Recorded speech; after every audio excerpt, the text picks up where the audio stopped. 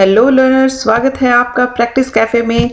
और आज हम करेंगे इंग्लिश लिटरेचर के द ओल्ड इंग्लिश पीरियड के एमसीक्यूज। इन एमसीक्यूज से आप अपनी तैयारी को जांच सकते हैं और साथ ही अपनी तैयारी को दीजिए एक नया रंग।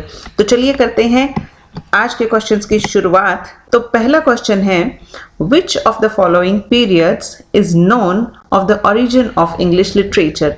तो इस क्वेश्चन का आंसर लगभग सभी स्टूडेंट्स को आता होगा, आई एम श्योर।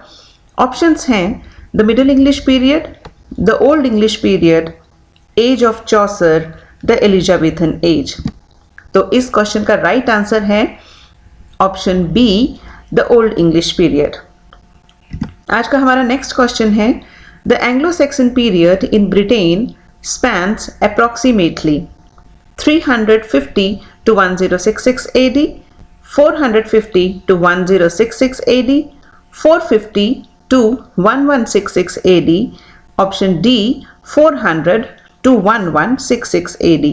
इसका राइट आंसर है 450 to 1066 AD।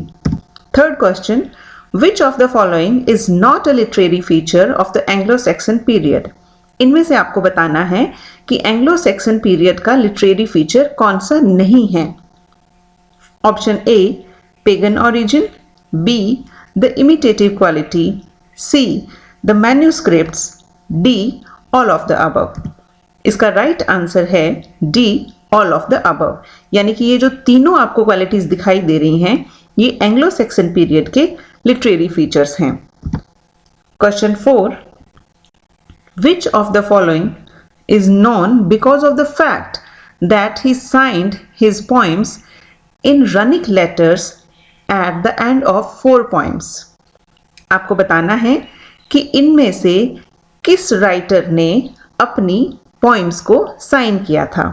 A केडमन, B साइनेवुल्फ, C Beed, D Alfred.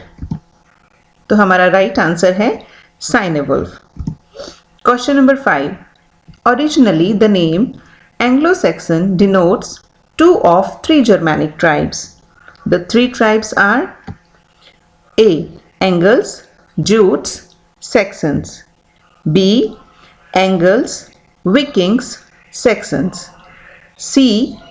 Angles, Lombards, Saxons. D. Angles, Vandals या sections.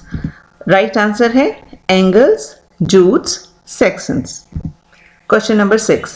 Most old English poetry can be said to be Christian but a few pieces are distinctly secular. Which poem does not lies in the pagan poem category?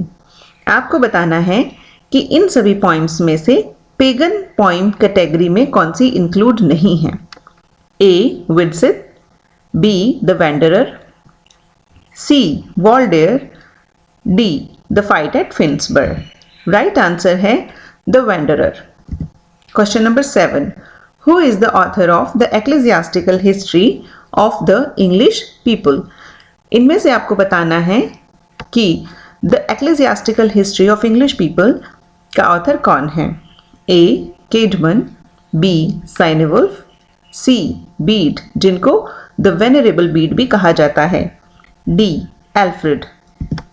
Right answer is C Bede. 8. Which of these points does not contains signature of Cynewulf? जैसा कि हमने एक पहले question में देखा था कि साइनेवुल्फ ने अपनी पोइट्री को साइन किया था, तो इनमें से आपको बताना है कि ये इनमें से कौन सी पोइम ऐसी है जिसको साइनेवुल्फ ने साइन नहीं किया था। ए Juliana, B. Christ, C. The Dream of the Rood, D.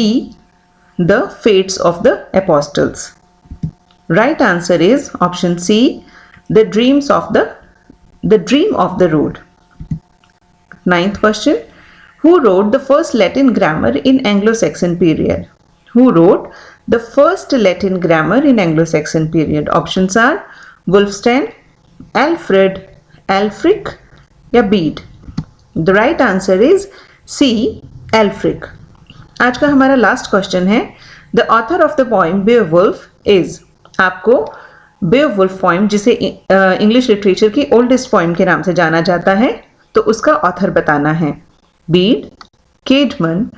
Option C जो है वो ये कह रहा है कि बीड और केडमन दोनों ने कलेक्टिवली इसको लिखा है, या option D the author is unknown. And the right answer is the author is unknown. Beowulf का ऑथर जो है वो अननोन है। So friends, thank you for watching this video.